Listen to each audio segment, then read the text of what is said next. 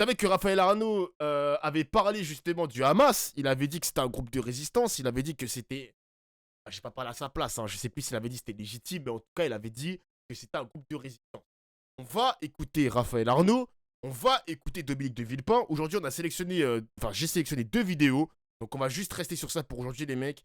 Vous savez que maintenant, j'ai baissé un peu en rythme politique, histoire de profiter un peu de ses vacances. Il fait chaud, il fait bon, il fait pas trop froid. La pluie nous fait chier, mais ça va, il y a un bon temps. Il y a un bon temps, il y a un bon temps. Donc j'ai pas trop envie de casser les couilles avec la politique. Là, on va se détendre un petit peu.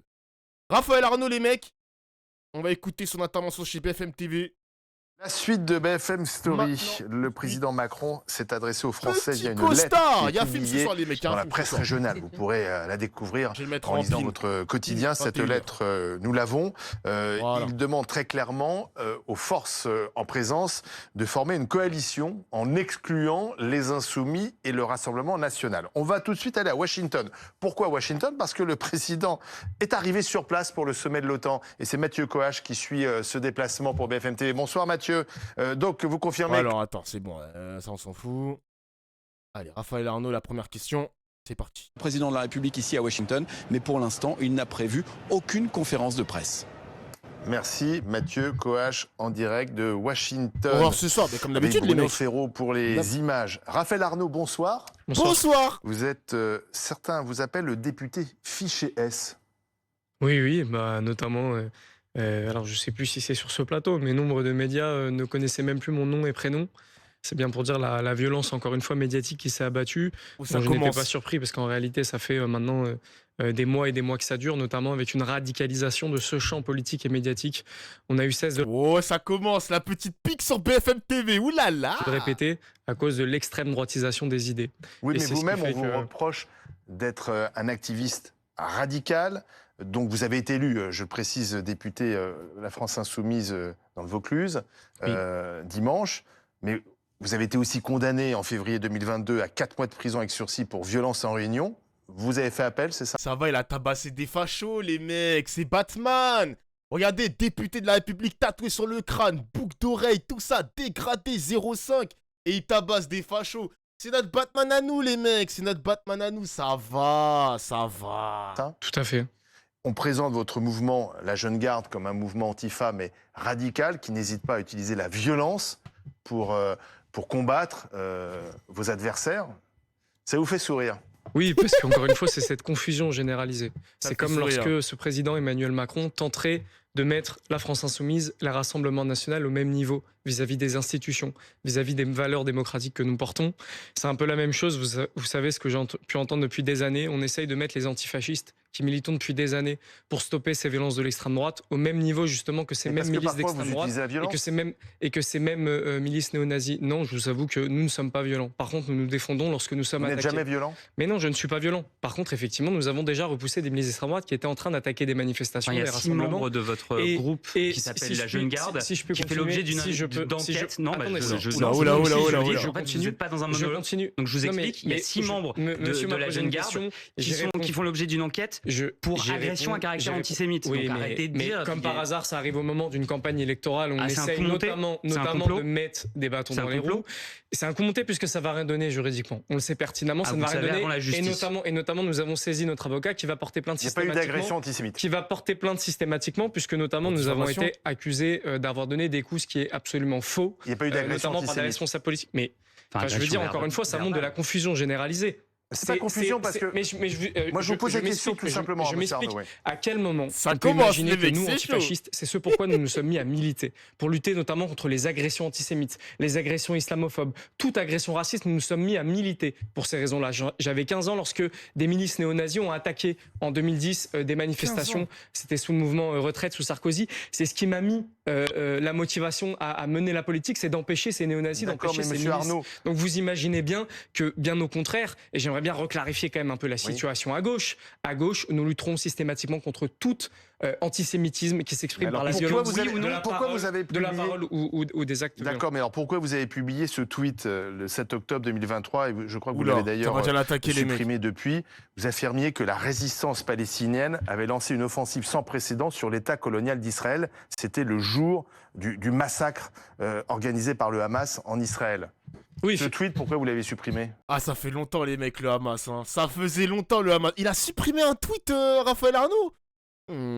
Bah, tout simplement parce que au moment où il est sorti le 7 octobre, on n'avait pas encore toute l'horreur, toute l'étendue de l'horreur de ce qui s'était passé.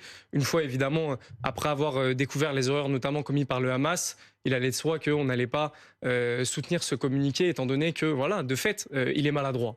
Il est maladroit. Par contre, ce qu'on souligne dans ce communiqué, et ça, je ne transige pas, puisque c'est ce qui s'est passé par la suite, c'est que dès le départ, nous appelons notamment à la paix entre les peuples et nous mettons en garde sur les offensives déjà préparées par l'État d'Israël, qui est déjà se préparer à mener des offensives, et on voit le résultat d'aujourd'hui. Il y a des dizaines et des dizaines de milliers de morts, ce que nous voulions éviter, et c'était ce à quoi servait à la base ce communiqué, c'est-à-dire de protéger Suite à ce les communiqué, Palestiniens et les Palestiniens. vous avez été convoqué par la police pour Oui. apologie du terrorisme, Oui. et vous avez dit que c'était l'organisation européenne juive qui était derrière cette convocation. Tout à fait. J'en ai même eu la preuve directement au commissariat. On m'a dit que c'était effectivement l'organisation juive européenne qui avait D'ailleurs, l'organisation avait porté plainte aussi contre Rima Hassan, les mecs, il me semble. Hein. Elle avait porté plainte. D'ailleurs, ça a été tweeté, ça. Hein, parce qu'ils ont un compte Twitter, l'Office juive européenne, je sais pas quoi. De fait, est-ce que tu as réagi à la lettre de Macron? C'était hier, il fallait être là. Les absents ont toujours tard. porter plainte contre moi. Encore une fois, cette plainte ne va rien donner, puisqu'à aucun moment il ne s'agit d'apologie du terrorisme ou de quelconque autre. Parler de maladresse. Oui, effectivement, il y avait de la maladresse, encore une fois, dans ce communiqué, parce que je pense... Le Hamas a commis un acte terroriste ce jour-là? Ah, ça c'est la fameuse question qu'on entend depuis des mois. C'est des actes, simple. Hein. C'est des actes, je pense, qui ont été qualifiés à nombreuses reprises, notamment par des institutions internationales, de crimes de guerre. Et vous-même, qu'en pensez-vous? Nous tenons la barre. C'est des crimes de guerre qui ont été commis, et c'est affreux, et il faut lutter contre, et il faut empêcher que ces actes puissent se reproduire, évidemment. Ils tombent pas dans le piège, les mecs. Hein. Raphaël Arnaud, on a donc un président qui dit dans sa lettre, il faut que les forces en présence à l'Assemblée nationale se mettent... Dofla, il y a Kumo. Comment ça, il y a Kumo? Dofla, il y a Kumo.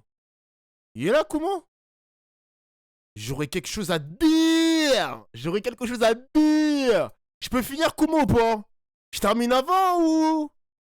Je peux terminer Raphaël Arnaud ou... D'accord pour former une coalition. Mais semble-t-il, il exclut à la fois le Rassemblement national, mais aussi les Insoumis. Qu'est-ce que vous en pensez? Attends, c'était quoi la question? C'est ce que je vous dis. D'accord pour former une coalition. Ah, une coalition, ok. Mais semble-t-il, il exclut à la fois le Rassemblement national, mais aussi les Insoumis. Qu'est-ce que vous en pensez?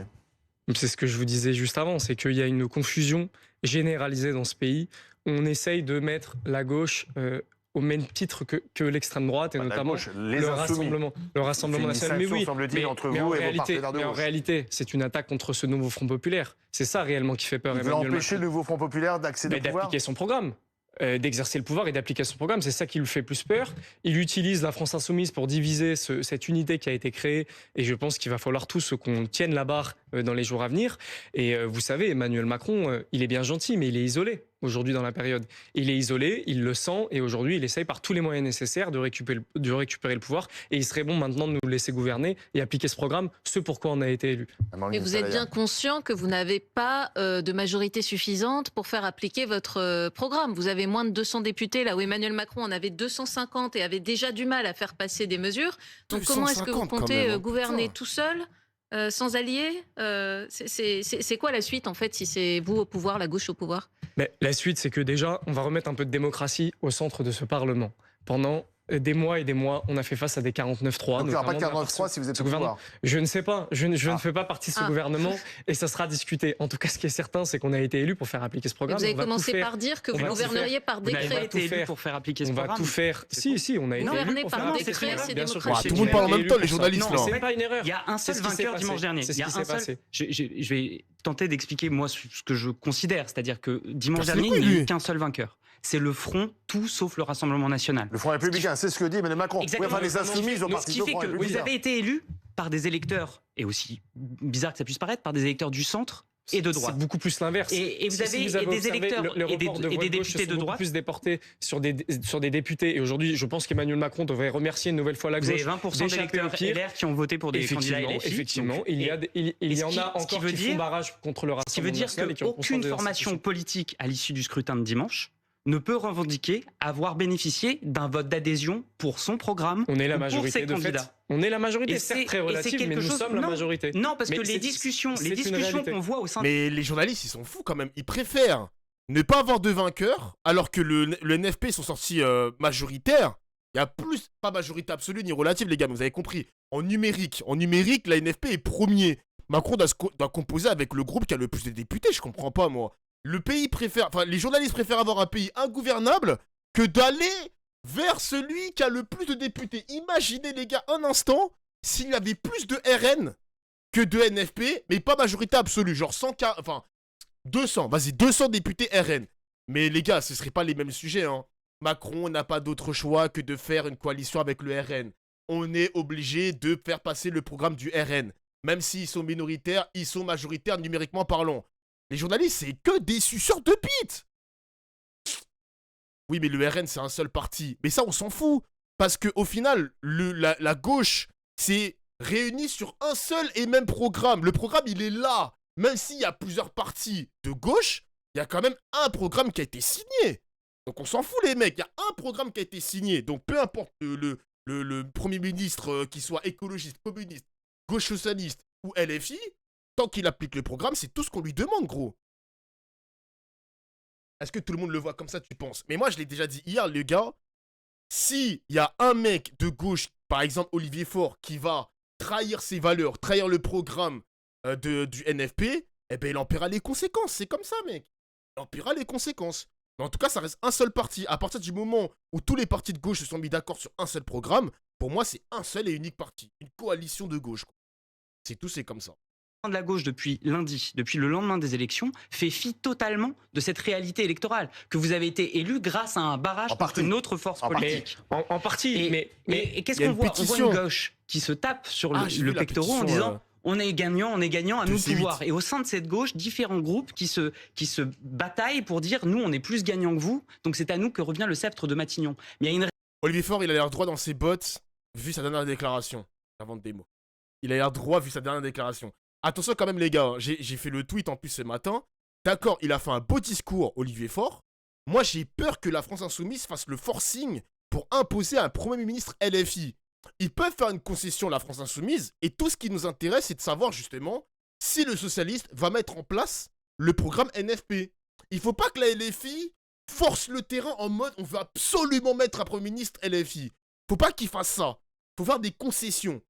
Et tu peux utiliser des angles d'attaque uniquement si le candidat NFP est Premier ministre, socialiste ou écologiste, s'il fait de la merde, tu l'attaques sur ça, ma gueule. Tu l'attaques sur ça. Moi, j'ai peur que ça parte en couille côté LFI, les mecs. Hein. J'ai peur qu'il y ait une sorte de bras de fer. Moi, j'ai peur. Il y en a qui vont dire, Dofla, pas de concession, on a été promis, etc., etc. Attention, tu dis de la merde, etc. Moi, je vous dis, les mecs, ça me fait peur. Moi, j'ai peur de ce bras de fer. Parce que c'est ce bras de fer-là qui peut faire exploser la bulle NFP, genre. Mais ce sera normal, en fait. Oui, les gars, je sais que ce sera normal. Mais n'oubliez pas qu'il y aura forcément des concessions. Si les concessions viennent des écologistes, des communistes et des socialistes, la LFI peuvent très bien faire des concessions aussi, les mecs. Faut avoir confiance, Dofla. Moi, j'espère qu'on aura une fin heureuse, les mecs. Hein. Je l'espère. Mais faut que la France Insoumise s'attende aussi à céder du terrain. Hein. Ah, bien sûr, les mecs. Hein. réalité que la gauche oublie, c'est que à vous seul, le nouveau Front populaire, vous n'avez pas la majorité absolue. Et si jamais vous réussissez à vous entendre pour envoyer un Premier ministre et un gouvernement de gauche, vous pouvez compter sur les autres formations politiques pour vous rappeler que vous n'avez pas la majorité absolue, puisque votre gouvernement ne tiendra pas 48 heures et tombera à l'issue d'une motion de censure. Ah ouais, nous, ça. on fera tout, encore une fois, pour faire appliquer ce pourquoi nous avons été élus et sur cette question de la majorité. Si de fait, déjà, d'un point de vue numérique, effectivement, c'est très relatif, nous avons tout de même obtenu une majorité. Ouais, et plus généralement, dans la conscience de ce qui se passe dans ce pays. Commencez pas à m'envoyer des tweets que j'ai déjà vus, les mecs. Attention, je vais m'énerver. Attention, je vais me fâcher.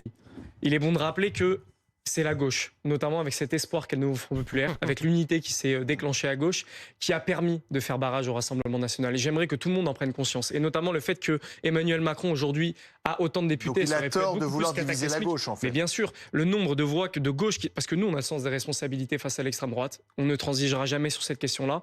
Et notamment, le nombre de voix qui se sont déportées sur des députés de l'ancienne majorité présidentielle a eu une très lourde conséquence à l'inverse. Il y a eu très peu de voix du centre droit et du centre gauche qui se sont déportées sur les nôtres. Raphaël Arnaud, vous restez avec nous, avec Amandine et Charles, mais on va donner la parole à Stéphane Troussel, le président socialiste du débat. Bon, allez, on va skip. On va rester sur la partie Raphaël Arnaud. Il a quitté le terrain ou pas? Non, il est toujours là. Hop. Il va falloir changer de position, en fait, être moins intransigeant lorsque vous dites chez les Insoumis, c'est le programme, rien que le programme. Vous n'avez pas les capacités aujourd'hui d'appliquer ce programme puisque vous n'avez pas de majorité. Il va falloir apprendre le compromis. Est-ce que vous êtes capable de faire des compromis? On écoute. Face à l'extrême droite, non. Non, c'est pas l'extrême droite. Mais non, mais c'est pas le RN. Le RN, il exclut des discussions. Là, au moment où on discute, on apprend il y a quelques heures que notamment des gens très proches d'Emmanuel Macron, notamment des proches d'Édouard Philippe, dînent avec Monsieur Édouard Philippe directement, dînent avec des gens du Rassemblement national pour préparer la suite. Donc, on se doute bien qu'il y a un climat dans ce pays qui fait que le nouveau Front populaire est le seul aujourd'hui à incarner la résistance face à l'extrême droite. Et si je peux me permettre, il y a quand même une option. Une option qui n'a pas été étayée sur tous les plateaux, dans les consciences de tout le monde, parce qu'on se doute bien qu'a priori, ces gens-là ne le feront pas. Mais je m'adresse aux élus fraîchement qui sont arrivés récemment à l'Assemblée nationale, notamment du camp présidentiel, qui ont été élus notamment par les voix de gauche, qui rejoignent le programme du nouveau Front populaire, s'ils en ont envie. Pourquoi est-ce qu'on ne voit pas ces options? Pourquoi est-ce qu'on essaie de diviser le nouveau Front populaire pour à nouveau rejoindre Macron, où on le sait de toute façon, on n'est plus écouté par les Français, quoi qu'il arrive. Tout votre programme mais si certains du camp présidentiel sont prêts, certains du camp présidentiel... mais les journalistes, ils sont bien mignons, mais quel genre de compromis? Il y a 150 mesures. Je suis quasiment certain que Macron, les 150 mesures, c'est à la poubelle. Genre, c'est quoi, il y a eu des petites modifications par-ci par-là, mais il y aura même... Macron, il va rejeter 100% du programme. 100% ou modifier les 100%. Donc c'est pour ça qu'ils veulent pas faire des compromis. Ils voudront jamais faire des compromis sur Macron, c'est pas possible, genre. Fraîchement élu grâce au vote gauche, on le rappelle, qu'ils ont fait Macron, eux des concessions et des compromis pour se rallier au groupe majoritaire, et ce pourquoi il a été déclenché dans ce pays un nouvel espoir. Mais ça peut marcher dans l'autre sens. On sera prêt à discuter, mais il faut voir la dynamique de quel côté elle est. Il faudrait qu'on arrête de nous prendre pour des imbéciles. La dynamique n'est pas du côté d'Emmanuel Macron, la dynamique est du côté de cette gauche qui revient à nouveau. Certes, le Rassemblement national reste une problématique, mais cette gauche qui revient à nouveau. Il y avait qu'à voir le déferlement dans les rues qu'il y a pu avoir. Il y avait qu'à voir la joie qu'il y a eu notamment dans les rues d'Avignon, là où j'ai été élu, lorsqu'on a gagné. Est-ce que vous craignez la colère si jamais Emmanuel Macron ne nomme pas... Emmanuel Macron arrive à Washington. C'est super, la priorité au direct. Il salue notamment le président américain Joe Biden. Super, priorité au direct pour nous montrer ça. On s'en bat les couilles, les gars. Ils sont sérieux, là? Ils ont coupé Raphaël pour un truc de con comme ça. Les États-Unis avec un président Biden qui lui-même est très contesté en ce moment dans son propre pays, puisqu'il y a une campagne américaine. Mais ça, c'est une autre histoire. Raphaël Arnaud... est-ce que vous craignez... Regardez la tête de Biden. Sérieux, ce mec, c'est un mort-vivant, frère. Papy, c'est fini, papy. Faut lâcher ça. L'expression d'une colère, peut-être une colère sociale, parce que si jamais Emmanuel Macron ne nomme pas à Matignon un homme de gauche ou une femme de gauche. En fait, la colère sociale, elle y est déjà. Ça fait des années qu'Emmanuel Macron est au pouvoir et ça fait des années que la colère sociale s'exprime. Mais là, est-ce que les gens pourraient descendre dans la rue? Wesh, à Eterna, ça vaut quoi? Monsieur Raphaël Arnaud, s'il vous plaît, le tabasseur de facho, Monsieur Batman. Évidemment. Moi, je l'appelle Batman, moi. Marchons vers Matignon. Vous pourriez participer à une marche vers Matignon? Je sais pas, je sais, j'en ai aucune idée. Moi, comme vous le savez, je suis militant de terrain. Je suis très attaché aussi à ce que la politique et la démocratie s'expriment partout. Donc vous pourriez participer à des manifestations pour faire pression? Évidemment que j'y participerai aux manifestations comme je l'ai toujours fait, et je continuerai à le faire, et je continuerai à soutenir les mouvements sociaux de façon générale. Mais c'est certain que la colère va s'exprimer, et la colère est déjà là. La colère est déjà présente dans le pays. Là, encore une fois, la force majoritaire dans ce pays, c'est celles et ceux qui ont voulu faire reculer l'extrême droite et empêcher l'extrême droite d'arriver au pouvoir. Maintenant, la question, c'est qui incarne le mieux cette force-là? Nous, on dit que c'est le nouveau Front populaire. Parce que c'est ce qui s'est passé dans les consciences et c'est les retours qu'on a eu sur le terrain. Moi-même, j'ai discuté pour ce second tour avec des électeurs et électrices d'Emmanuel Macron que j'ai croisés dans des marchés. Malgré, encore une fois, tout le battage médiatique qu'il y a pu avoir autour de ma candidature, les gens avaient la conscience pleine de faire reculer l'extrême droite. Même ces électeurs-là ou électrices qui, comme vous vous en doutiez, ont... J'avoue, ça me fume quand même de voir que la pression médiatique qu'il avait subie, à chaque fois ça disait ouais, fichier S, il avait menacé la meuf là, de Nemesis d'une balle dans la tête, je sais pas quoi. Ça me fume qu'il ait été quand même élu député, hein. Moi je m'étais dit, vas-y, la pression médiatique elle est trop forte, c'est sûr et certain que les habitants de la circonscription ne vont jamais voter pour Raphaël Arnaud. Mais au final, il a fait sa campagne, il a traîné dans les marchés, ses militants ont tracté pour lui, la LFI l'ont soutenu comme pas possible, et il est passé les mecs, hein. Malgré le battage médiatique de fou, genre. Et franchement, comme quoi les Français ne sont pas lobotomisés par les médias, les mecs. Franchement, félicitations. Il y a des Français lucides, genre. Parce que je me rappelle qu'on avait streamé ça la semaine dernière avec CNews. Tous les jours, CNews parlait de Raphaël Arnaud, fichier S, fichier S, et ceci et cela. Ferme ta gueule, frère. On a compris qu'il a une fiche S. C'est bon, on a compris, chef. De gros écarts avec une politique. Ils avaient la conscience pleine de... Il est connu dans sa circo. Bah non, les mecs, il a été parachuté, Raphaël Arnaud. Il est pas dans la même circonscription parce que c'est un mec de Lyon, lui, à la base. Et je dis pas de bêtises, les mecs, il a été parachuté. Il a été parachuté et il a battu un candidat RN. Pendant que M. Roussel a perdu sa circonscription qu'il a depuis des années. Mais qu'est-ce que t'en penses de ta carrière, Fabien Roussel? Qu'est-ce que t'en penses de ta carrière, gros? Ce mec-là ne fait jamais de politique et il t'a battu. Lâche Roussel, Dofla. Non, c'est mort. C'est mort. Roussel a perdu contre un mec du RN. Lui, il a gagné alors qu'il a été parachuté, gros. Non, Koumé, il n'est pas encore passé. Il arrive, Koumo, vous inquiétez pas, les mecs, il arrive. Je pense qu'on va suspendre Dominique de Villepin pour ce soir et on va écouter Koumo parce qu'il a des choses à dire.